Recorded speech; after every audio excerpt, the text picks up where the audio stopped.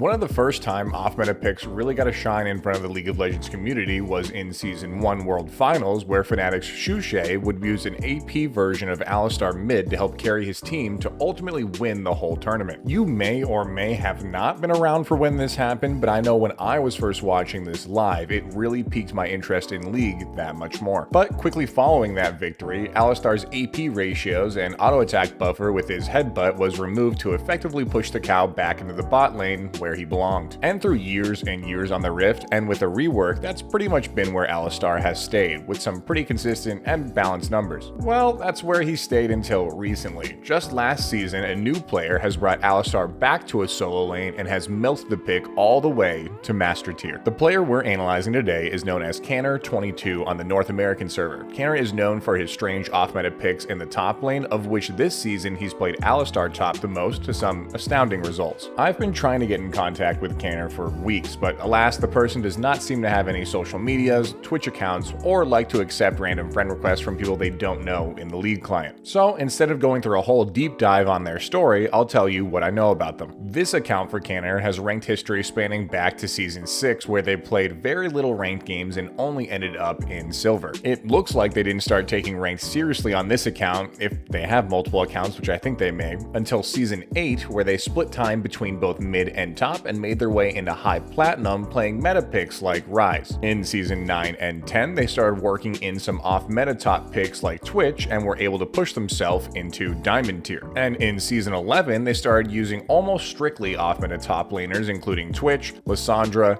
Ziggs, and Alistar, of which Alistar was their weakest pick at a 41% win rate. But with all these new additions to their champion pool, in Season 11, they were able to break into Master Tier for the very first time. And clearly Alistar didn't remain their weakest off-meta top pick for long, because in this season, Season 12, Alistar is now their strongest and most played off-meta top laner, with over 70 games played and a 66% win rate, where they have once again made it to Master Tier and where they continue to climb higher and higher to this day. While it may seem like Alistar can just pulverize any opponent in the top lane, he has some clear weaknesses that we need to address first. For one, Alistar's damage output is low, which means he'll have a hard time keeping up with other damage-heavy bruisers in top. His ability cooldowns are long as hell, so your ability to fight back in the top lane is going to be minimal. Alistar's so old, all of his abilities are obvious and pretty telegraphed, so it's difficult to make outplays. And finally, and most importantly, Alistar is a bull and not a cow, so I can't even make any jokes about how this build is cheesy. But even with all of these potential problems, Canner has found a way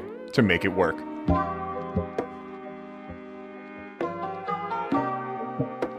You lose literally every matchup as Alistar at level 1, so Canner's only goal in the very early game is to try to farm a bit without taking a lot of damage. Most of the time, he's staying back and allowing the minion wave to push towards him, even if it means sacrificing a minion or two to stay healthy. It's pretty difficult to farm under turret as the cow, but you have to stick it out for a bit, at least until you get to level 3, when you have all of your abilities and farming gets at least a little bit easier. To help survive these brutal early levels is not only Alistar's passive that heals him for free pretty much every minion wave, but also the corrupting potion that Canner takes with him first every game. With both of these components, it's near impossible to push the cow out of lane and allows Canner to stall a bit longer for level 3 when the fun really begins. Once you hit level 3, your lane should be a wet dream for your jungler to gank for. Again, Canner's main objective throughout much of the game is to have waves push into him, so that, coupled with the fact that the enemy laner is always almost overextended, and the additional factor of Alistar basically having a near unmissable Malphite ultimate at level 3 with even more follow-up CC means some super easy kills for a jungle who realizes what he has in the top lane. Once the enemy top laner has busted flash, I've seen Canner, with the help of a jungler, kill his top lane opponent again and again and again. It almost seems unfair at some point. Your basic Alistar combo to engage on enemies is exactly the same one you use as support Alistar. First using your W to close the gap towards the enemy.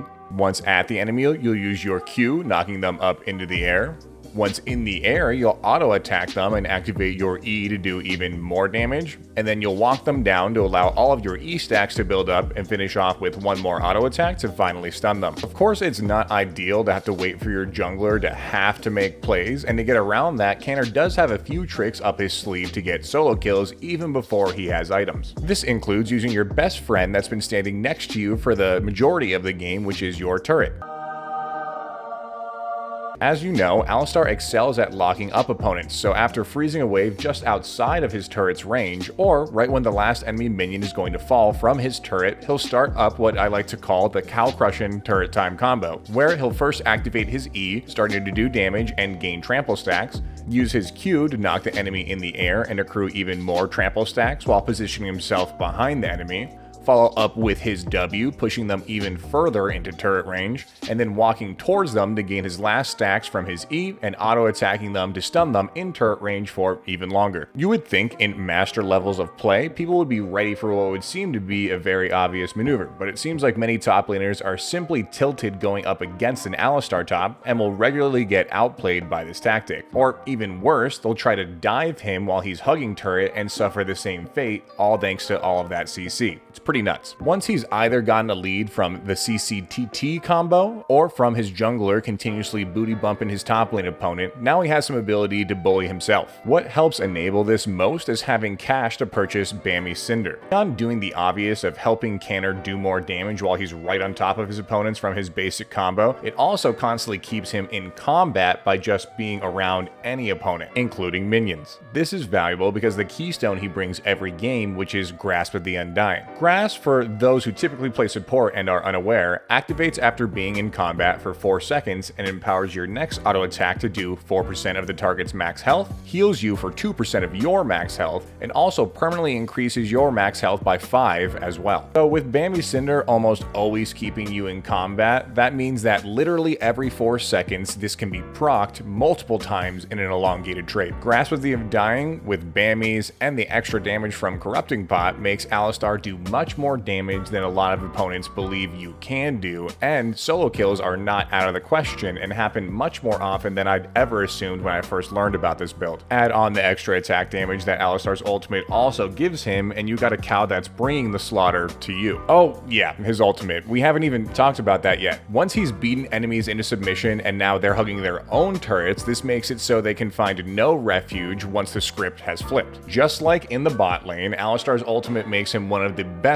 divers in the top lane, so he can get even more kills and extend his lead further from there. Beyond just being good at tower diving as well, it makes ganking Alistar top lane, for lack of a better word, bullshit. His ult allows him to get multiple casts of each of his abilities off and effectively kite for himself if he's in a bad situation, or just simply turn around and win the gank all by himself. Support Alistars really rely on having their ultimate to be able to make some risky plays, but having more income than a support Alistar, this isn't the case. Top Alistar can thrive even without busting his ultimate and can still make those risky plays without having to use it every single engage. In the mid game, Canner likes to stick to top lane with similar strategies and look for plays with teleport. Even if he's not extremely far ahead, Alistar is still a support, so his abilities alone can offer enough value to win a good teleport play. And if he doesn't have teleport and finds himself all alone in a lane, all the bonus health he's received from Grasp and his items allows him to absolutely destroy turrets with Demolish if the enemies leave him alone for too long. He does stay conscious of when major objectives are up though, like Dragon or Baron, and makes sure to start posturing himself towards that side of the map, because again, he pretty much has a Malphite ultimate on a fraction of the cooldown, so being able to serve as that wall for his carries and engage potential is important when objectives come up. In team fights, you're still functioning like an Alistar support would, both looking for big engages on multiple enemies and able to turn the team fight in your favor, or working backwards and peeling off aggressors from your carries. Just again with the added benefit of being able to do more damage and take more punishment than a typical Alistar would be able to. Ideally, he's playing from front to back and leading the way into unwarded or dangerous areas for his team because he can take so much damage. Even at half health, he basically has 4 times the amount of health visible on his health bar thanks to his ultimate. He stampedes his way in, locks up, knocks up, and maybe even kills enemy carries before they even know what hit them.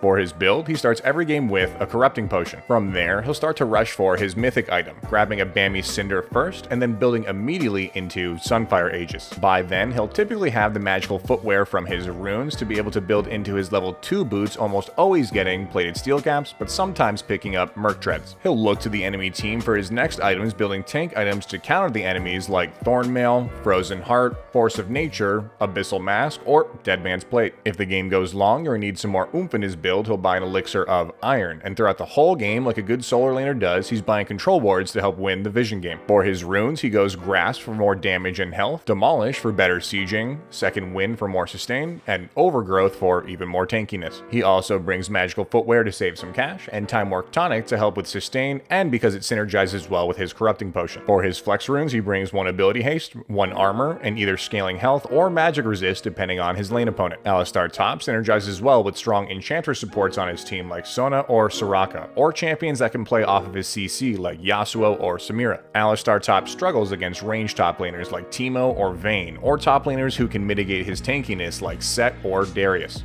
Thanks y'all for checking out this video. If you did enjoy it, please go ahead down to the description below and see all of our links for Discord, Twitch, or Twitter. And if you're looking for more support content, I heavily suggest you check out last week's video, which was on Twisted Fate support. See you guys next time. Peace.